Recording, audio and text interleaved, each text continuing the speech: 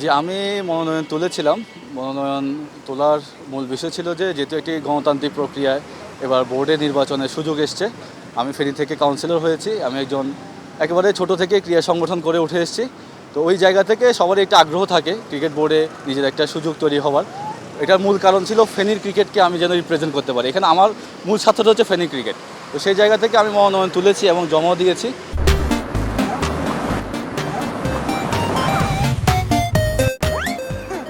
তো এর প্রেক্ষাপটে আপনারা জানেন চিটাং ডিভিশনে আরও দুজন ক্যান্ডিডেট হয়েছেন। এর মধ্যে একজন মিনহাজুল আবিদ নান্নু।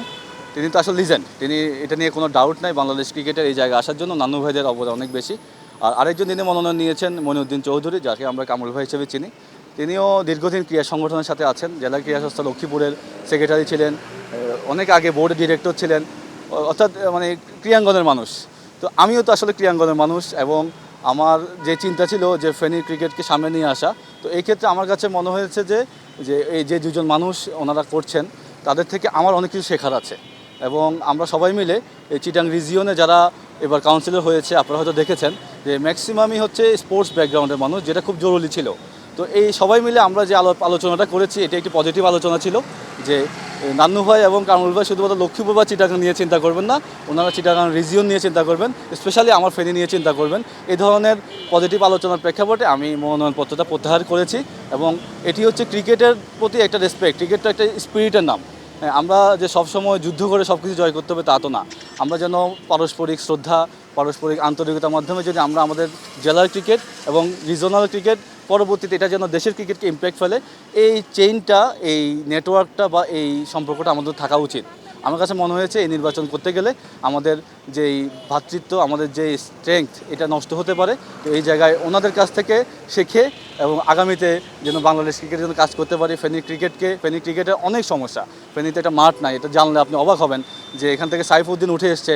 এখানকার আমাদের লোকাল সংগঠকদের ঐকান্তিক চেষ্টা, ওখানকার ক্রিকেট একাডেমিগুলো অ্যাক্টিভ, ওখানকার ক্লাবগুলো অ্যাক্টিভ, কিন্তু একটা মাঠ নাই। যে আমরা যেটা ক্রিকেট খেলবো, আন্ডার 14-এর যে একটা ম্যাচ হবে, একটা টার্ফ উইকেট নাই। তো ওই মেসেজগুলো দেওয়ার জন্য আমার মনোনয়নপত্র নেওয়া। এবং আমার কাছে মনে হয়েছে যে যে দুজনকে আমি সম্মানের সহিত ওনারা এখানে করতে চায় বা হতে চায়, তারা যোগ্য মানুষ। আমার কাছে মনে হচ্ছে ক্রীড়া সংগঠনের মানুষ। আমার কাছে মনে হয়েছে ওনারাও ফেনীর প্রতিনিধিত্ব করবেন।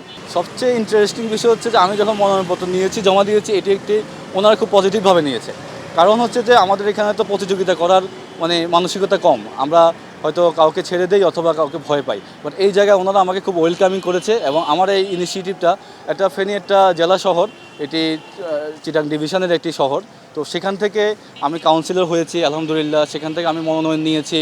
তো এটা কি ওনারা কিন্তু খুব ইতিবাচকভাবে দেখেছেন এবং ওনারা কমিটেড যে আমরা সবাই মিলে ফেনী ক্রিকেটটা ডেভেলপ করতে চাই। এখানে কোনো চাপ বা কোনো ধরনের সম্মান বলা যেতে পারে, আবদার বলা যেতে পারে, আন্তরিকতা বলা যেতে পারে, এটি ঘটেছে।